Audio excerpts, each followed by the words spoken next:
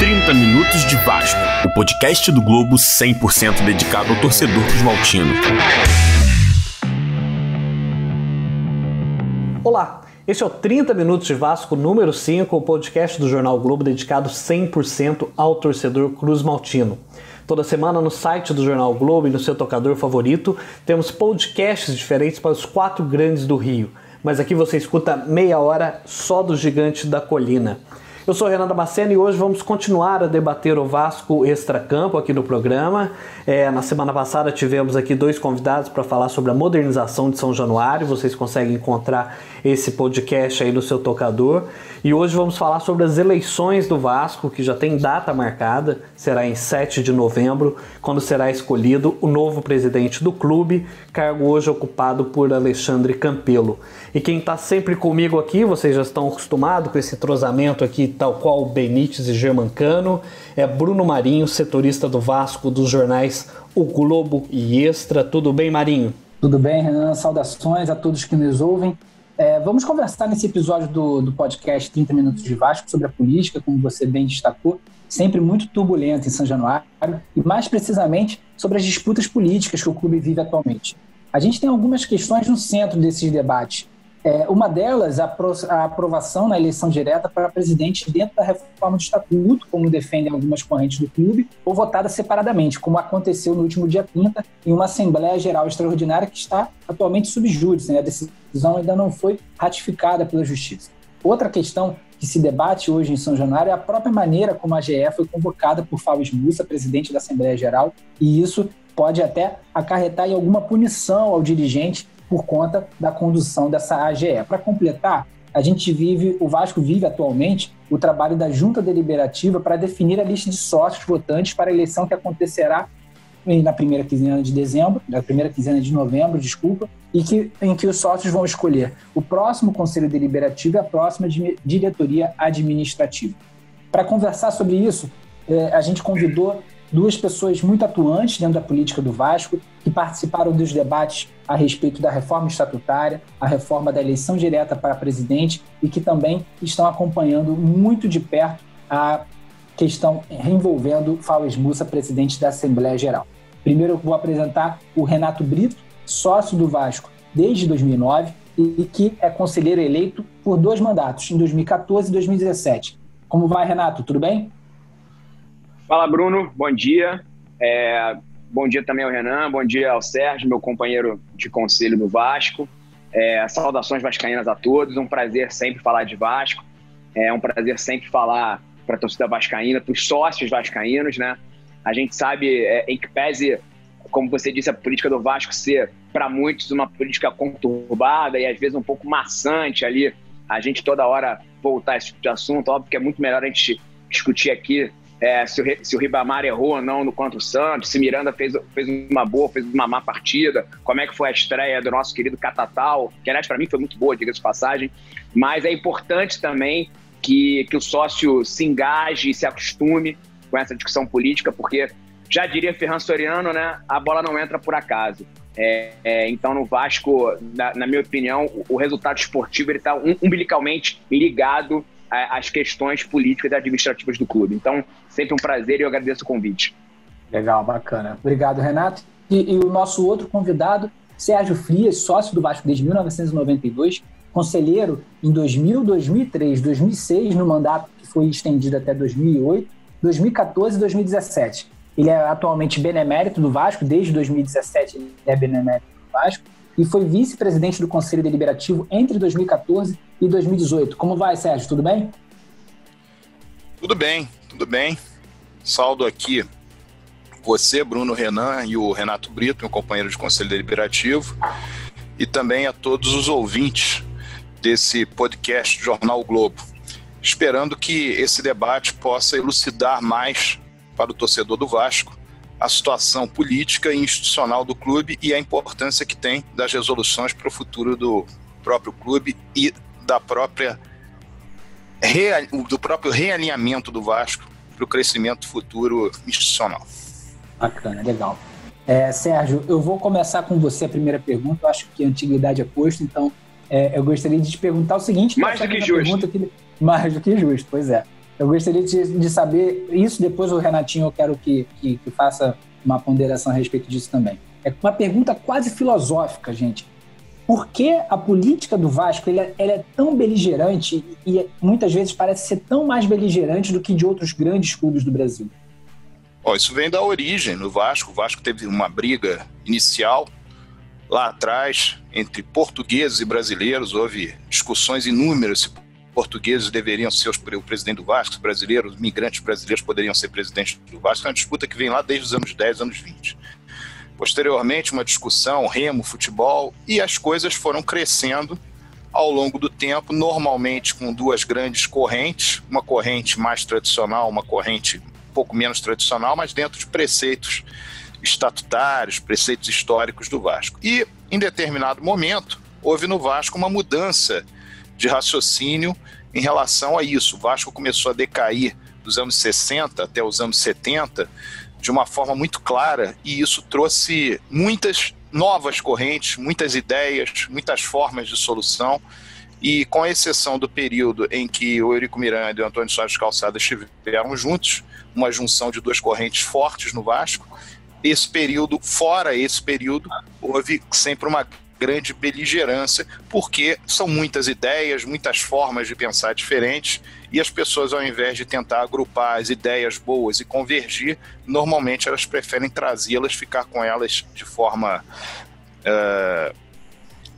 absolutamente díspares de qualquer tipo de acordo, de qualquer tipo de resolução, e com isso as coisas vão ficando cada vez mais difíceis. O Vasco hoje vive um momento dificílimo, não é um pior momento da história do clube.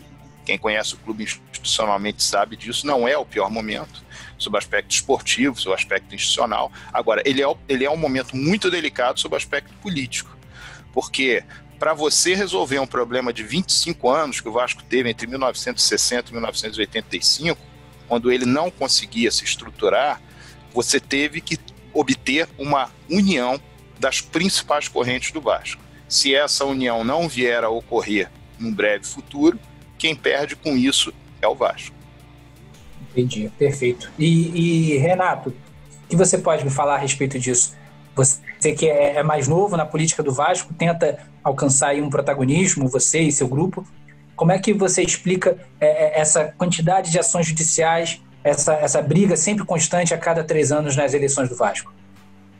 Olha, Bruno, primeiro, eu não sei se eu concordo que a política do Vasco é a política mais beligerante do Brasil. Eu acho que ela pode soar beligerante para a gente, porque a gente está ali dentro da bolha política. Mas eu vejo, por exemplo, no Santos, diversos problemas políticos também. O Cruzeiro agora com um problema gravíssimo. O Flamengo também teve problema de presidente preso. O Fluminense acabou de passar por um processo de afastamento de presidente, em que a torcida organizada invadia a reunião do Conselho Deliberativo. Então, assim, não sei se eu concordo muito. Eu acho que política beligerante, infelizmente, é uma prática dos clubes brasileiros. Dito isso, sem querer aqui competir com o Sérgio, que enfim, sei que conhece bastante a história do Vasco, tem livro escrito sobre isso, de fato, há esse histórico aí de lutas e beligerâncias que o Sérgio muito bem trouxe, mas não acho que eles se reflitam no que acontece hoje, né? A visão que eu tenho hoje, primeiro, um ponto que o Sérgio falou é fundamental, que é um antagonismo entre uma corrente mais conservadora e uma corrente não tão conservadora assim. É um antagonismo que, de fato, acontece no clube.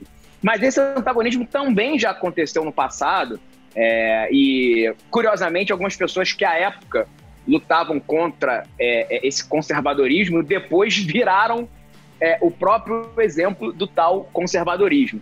Então, o que me incomoda, na verdade, na política do Vasco é que ela, há muito tempo, repete os seus personagens. Se você for pegar o histórico das eleições do Vasco, e isso eu sei que o Sérgio sabe muito melhor do que eu, mas eu já tive essa curiosidade, e os personagens eles se repetem, impressionante. As mesmas pessoas sempre estão no poder, sempre participam.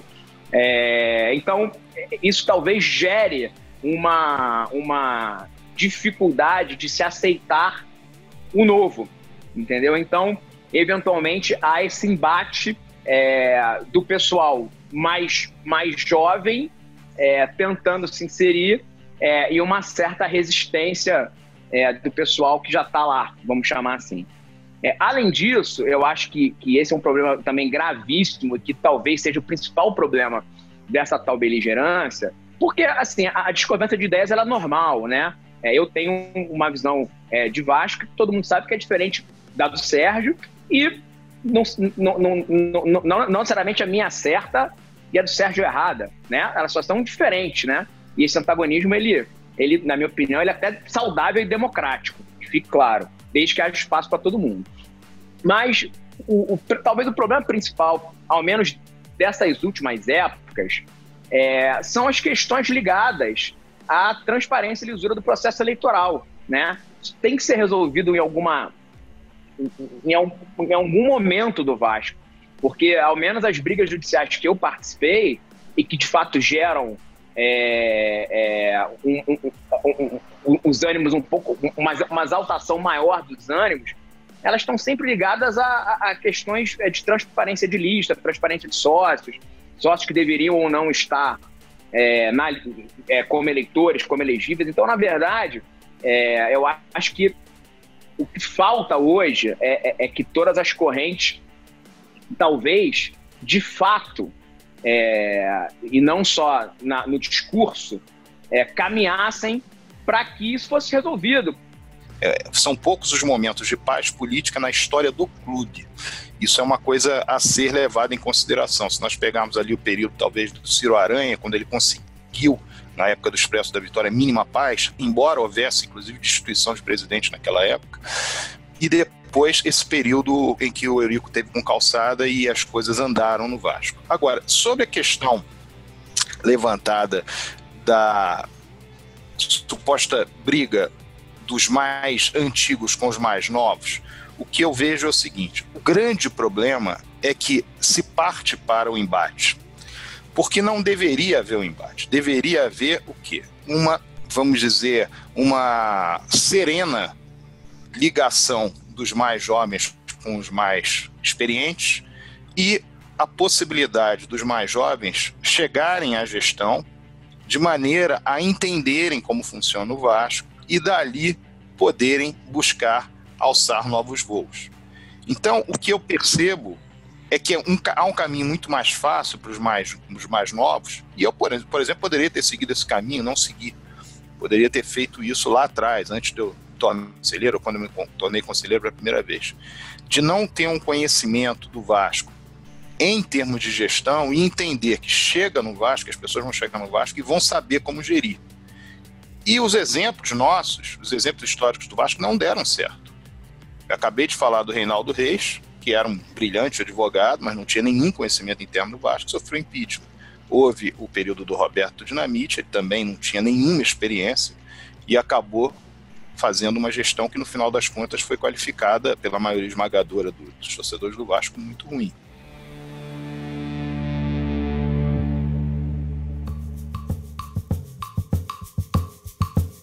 Agora eu vou pedir para vocês que sejam muito sucintos para a gente conseguir abordar um pouquinho que seja a questão da reforma do Estatuto. Eu queria ouvir muito de vocês dois. Primeiro vou começar fazendo intercalando, como a gente tem feito até agora no podcast. Queria começar então com o Renato. Renato, você é a favor ou contra a reforma do Estatuto do Vasco e por quê? Olha, eu participei ativamente do processo de reforma do Estatuto do Vasco. A Sempre o Vasco ela optou por participar dos debates, independentemente das discordâncias, né? Só que eu acho que a proposta ela pecou em pontos que, na minha visão, são fundamentais, né? Posso citar alguns exemplos aqui. A questão do voto eletrônico. A torcida do Vasco é uma torcida nacional. Isso não se evoluiu nisso. A questão do voto do sócio-torcedor. Havia até na proposta original uma vedação expressa. Agora, essa vedação expressa foi retirada, mas não houve uma previsão expressa, que é o que eu acredito, de uma categoria social de sócio-torcedor votante. Em que pese a iniciativa dos sócios prevista no Código Civil para convocação de assembleia. Inclusive, eu até fiz essa ressalva na tribuna. Eu acho que os artigos contemplados na reforma são até contrários ao Código Civil, que eventualmente geraria uma nulidade. Enfim, os avanços de gestão... E assim, a gente tem que lembrar, gente, que o Estatuto do Vasco ele é 79. Se eu tiver errado o ano, o Sérgio certamente vai me corrigir, mas eu acho que é 79. Qualquer coisa que se faça agora vai ser avanço. Porque 79 não vigia nem o Código Civil atual. Então, ou seja, o Estatuto do Vasco ele foi feito sobre a égide do Código Civil de 2016. Já mudou a lei principal do direito civil do Brasil mudou nesse período. E o Estatuto do Vasco ele continua o mesmo. Então, é óbvio que qualquer coisa que se faça vai soar como avanço. Mas podia ter avançado muito mais. Por exemplo, os mecanismos de controle, eles foram todos, ou praticamente todos, replicados em relação à lei do Profut. Então, assim, tudo bem, há uma previsão de regramento ético, mas você não tem os enforcements ali, ou seja, você não tem ali o que vai ser obrigatório desse regramento ético. Tem a questão do patrimonialismo, que não foi combatido. Hoje, por exemplo, a gente sabe que tem conselheiros que prestam serviços remunerados ao clube, são funcionários do clube. Esses caras, ele vota numa votação em que o patrão dele está envolvido, entendeu? Então, assim, é um conflito de interesse gritante. Alguns controles de fornecimento de serviços também, na minha opinião, não se evoluiu, dentre outros aspectos. Então, enfim, fazendo ali um peso e contrapesos, não vou também dizer que é uma droga completa.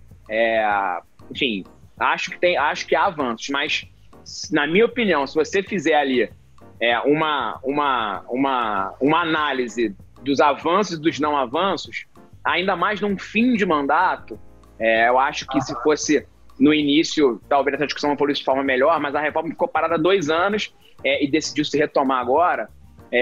Acho que o avanço é pouco e que a gente pode fazer melhor. A gente, que eu digo, vascaínos, que fique claro para não acharem outra coisa. A gente, no sentido de nós vascaínos, podemos fazer melhor.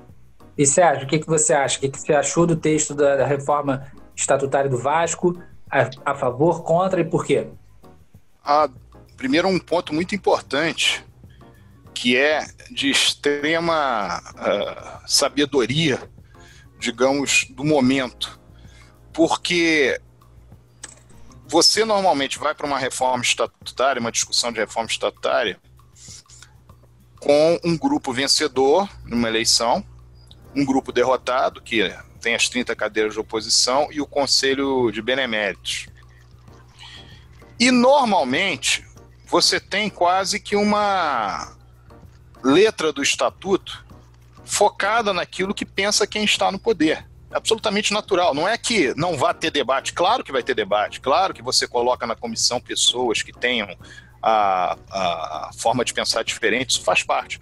Mas da maneira como ficou pulverizado o Conselho Deliberativo do Vasco, fragmentado, isso deu oportunidade a que todas as correntes políticas se manifestassem. Foram mais de 100 emendas, até onde eu sei, foram mais de 100 emendas que transitavam sobre todos os aspectos, traziam vários entendimentos sobre como deveria ser o Estatuto do Vasco, a reforma do Estatuto do Vasco. Então, a sensação que eu fiquei é de que 80% do Estatuto do Vasco, cada um ficou satisfeito. Ninguém ficou satisfeito 100%, eu, por exemplo, não fiquei, mas 80% todos ficaram satisfeitos. O que representa isso? Representa que você fez um estatuto, você conseguiu um texto final do estatuto que representasse uma convergência. E é muito difícil você representar uma convergência, porque normalmente você tem essa questão da maioria, da ampla maioria de quem ganha. Então eu acho que eu entendo que o momento que foi feito o estatuto acabou sendo, não foi porque alguém pensou nisso, mas acabou sendo um momento em que todos os grupos políticos puderam se manifestar. Eu lamento profundamente, não é o caso do Renato, mas lamento profundamente aqueles que disseram que o Conselho Deliberativo do Vasco não tinha legitimidade para tocar o processo. É claro que tem legitimidade. O Conselho Deliberativo do Vasco ele tem legitimidade, inclusive, vinda da própria Justiça.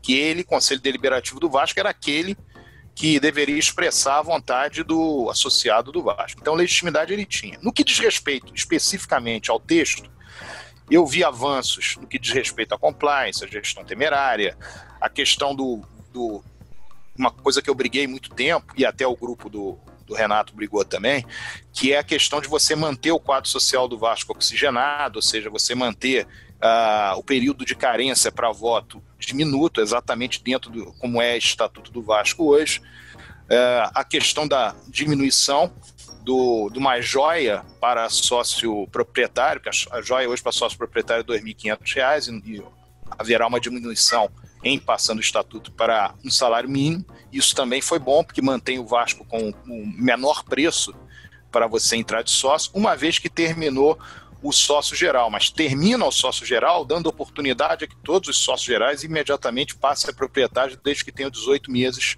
de contribuição ao clube. Por outro lado, ele cessa esse, vamos dizer, essa antiquíssima norma de você ter um proponente para que você possa ser aceito no clube, dependendo da opinião do presidente, como uma comissão de sindicatos, você automaticamente se torna sócio do clube. Isso também é um crescimento.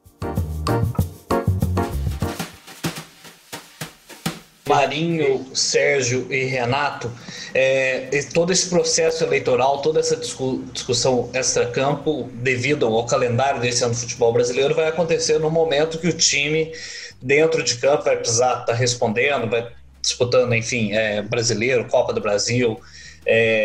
Então, assim, é um momento de várias definições dentro e fora de campo. Eu vou chamar aqui o quadro do nosso comentarista, do nosso colunista Carlos Eduardo Mansur, para comentar um pouco de como esse time do Vasco pode passar ileso a todas essas discussões para conseguir uma boa campanha nas competições. Então pode subir o som para o quadro do Fala Mansa. Alô, Renan, um abraço para você, para o Sérgio Frias, para o Renato Brito. E como vocês todos devem saber, a história não é nova nem para o Vasco, nem para tantos outros clubes brasileiros, que é aquele tipo de temporada em que algo além da dificuldade financeira do clube ou até da dificuldade esportiva do clube pode virar um obstáculo para o campo. E a gente fala exatamente da política do clube. É um ano eleitoral no Vasco. Nesse ponto, na situação específica do Vasco, talvez o Ramon seja um escudo perfeito, ao menos nesse momento em que os resultados de campo vão favorecendo e dando tranquilidade para ele trabalhar. Porque, além desse início com um aproveitamento excelente à frente do time, ele é um ídolo do clube, tem uma reputação inquestionável, dificilmente seria um alvo para que qualquer grupo, por exemplo, tentasse desestabilizar o trabalho do campo nesse momento. A grande questão é o Vasco conseguir fazer com que a sua vida administrativa siga de tal forma para que não se torne ainda mais difícil cumprir compromissos. Pagar salário em dia, cumprir compromisso, é uma tarefa fundamental para um time ser competitivo nesse campeonato. E essa é uma dificuldade que o Vasco recentemente vem tendo. No campo, o Ramon segue fazendo um trabalho muito interessante nesse início, seja pela organização do time para se defender, seja pela forma como ele vem criando soluções num elenco que é limitado. Por exemplo, ele perdeu a dupla de zaga titular para o jogo contra o Atlético Paranaense e criou um contexto em que o Miranda e o Marcelo Alves jogaram uma partida exemplar. O Andrei, por exemplo, é outro jogador à frente da defesa que tem um 2020 excelente, vem reencontrando um nível muito alto e crescendo de produção. Então são vários aspectos do trabalho do Ramon que chamam a atenção. Por outro lado, o Vasco precisa ser mais agressivo, especialmente em jogos quando ele tem a vantagem. A grande dúvida daqui para a sequência do campeonato é se esse time que finaliza muito pouco, que tem um aproveitamento altíssimo, mas que em muitos jogos, mas que é o time que menos finaliza por cada gol marcado no campeonato e é um dos que menos chuta gol no campeonato, se esse time conseguirá fazer esse modelo ser sempre sustentável, porque é uma necessidade de uma eficiência, de uma eficácia muito grande no ataque. Essa é uma questão que mostra que esse Vasco tem espaço e necessidade para melhorar, mesmo levando em conta as limitações do elenco. Um abraço para vocês e até a próxima. Tá aí o comentário do Carlos Eduardo Mansur. O Vasco começou bem o brasileiro e agora vai precisar ir nos próximos jogos com uma sequência complicado, uma sequência de jogos no Rio. E Marinho, a gente já está indo para os nossos acréscimos aqui. Os próximos jogos após esse podcast é contra o Atlético Goianiense como mandante e depois o Botafogo como visitante, mas também dentro do Rio. São 2 jogos que o Vasco consegue aí ter bons resultados para dar uma tranquilizada nesse início brasileiro? Eu acredito que sim. Eu acho que o começo já é bom, né? E a tendência a tabela tem sido bastante interessante para o Vasco, enfrentando o Atlético Goianiense em casa. A chance de você ter os 3 pontos é muito grande. É um time que está brigando na parte de baixo da tabela, o time de Goiânia. E em relação ao Botafogo, é um clássico e que o Botafogo provavelmente vai entrar muito pressionado, uma vez que o começo de campeonato do Alvinegro não é tão bom. Então, talvez aí eu acho que seja uma parada um pouquinho mais difícil para o Vasco enfrentar o Botafogo nesse momento. Ok, gente, é isso.